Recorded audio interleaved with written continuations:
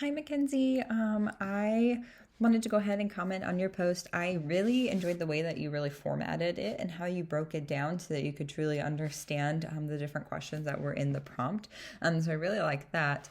And then I wanted to add too, that I found a lot of the same things that you did in it. How the movie really was that prior experience for Lewis and the stepson, and that kind of experience up until her passing versus the book really going through as almost that thought journal, if you will, for Lewis and that kind of grief that he shared afterwards. So that was really a really big difference that I saw in it.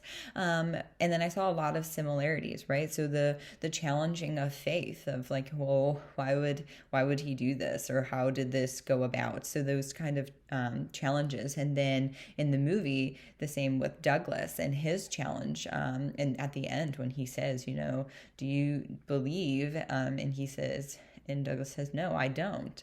And so I think that was really it was really powerful to kind of still see those and some of those similarities without.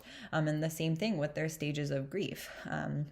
While there was a lot of anticipatory grief in the movie versus the book, you really still were able to see those stages that he went through and the way that he had experienced them, not only just through his thoughts, but through the behaviors, and he described his behaviors and the way that he acted within his book.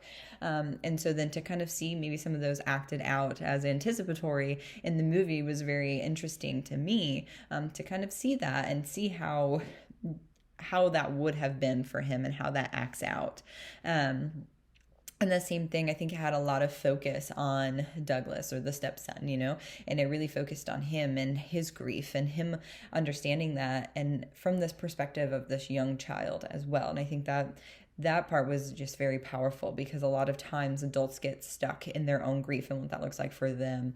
So kids can get left behind. And so to really see how that impacted their relationship, and then to see or to read about it within the book was a very powerful thing to kind of see for the similarities and differences throughout the movie versus the book. And then the one thing that you had also hit on was the terminal illnesses, right?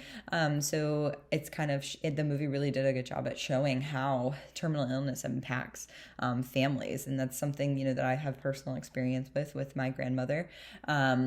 Until she had passed away, and so to kind of see that enacted throughout the movie, and then to have that experience really kind of shows that those raw emotions and that grief that you do possess, and then to read about it later in his book really just kind of shows this capture this kind of whole picture, if you will, as to how that starts and how it ends, and how it kind of does become this full circle, or the circle of life, if you will. So again, I really enjoyed your post. I had a lot of the same points that you did. I didn't have much that stood out that was like different from mine than yours. The only thing I think I didn't do was add in Joy's grief stages, which I think were awesome, because she did have, more of that acceptance that she is going to pass away. And it talked a lot, kind of showed that like good death, if you will, of her accepting that this was her fate and that she was moving forward, and then seeing how hard it was on all of those around her was just very powerful. So again, we picked a lot of the same similarities and differences, and I thank you for sharing them.